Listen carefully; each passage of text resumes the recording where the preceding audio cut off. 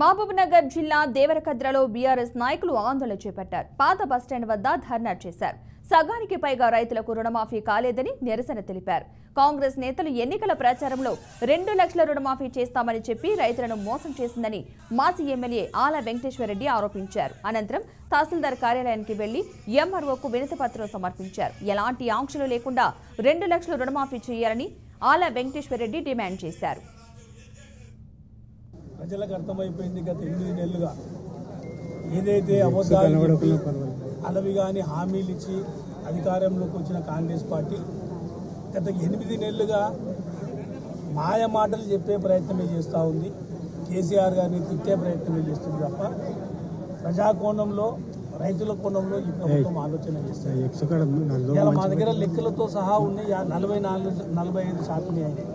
ఇలా దేవరగఢ్లో మీడియా మిత్రులందరినీ కోరుతా ఉన్నా, మీరు ఒక్కొక్క ఊరికి పోయి మీరే ఎంక్వైరీ చేయండి.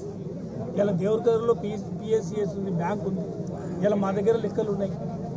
ఇలా 899 మంది లోన్ తీసుకుంటే 460 మందికి మాత్రమే ఇక్కడ మాఫీ.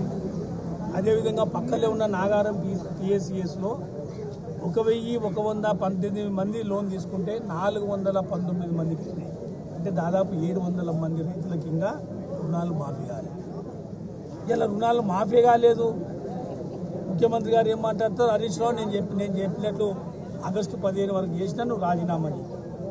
ముఖ్యమంత్రి ఏమో అయిందంటాడు, డిప్యూటీ ముఖ్యమంత్రి కాలేదంటాడు, ఉత్తమ్ కుమార్ రెడ్డి కాలేదంటాడు, పొంగులేటి శ్రీనివాసరెడ్డి కాలేదంటారు. అంటే మాయా మాటలతోటే ఈ ప్రభుత్వాన్ని నడిపే ప్రయత్నం చేస్తుంది రేవంత్ సర్కార్ తప్ప